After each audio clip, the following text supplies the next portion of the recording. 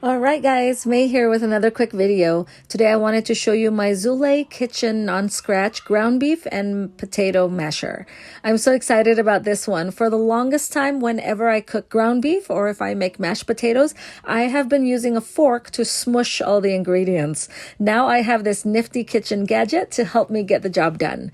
One of my favorite things about it is that it is food grade, heat resistant silicone, and that's the layer that is on the bottom of this masher. This makes it non-scratch, so I won't damage my pots or my pans when I'm using it. I always worry about cooking ground beef on my non-stick pans when using a fork because I don't want to scratch the surface.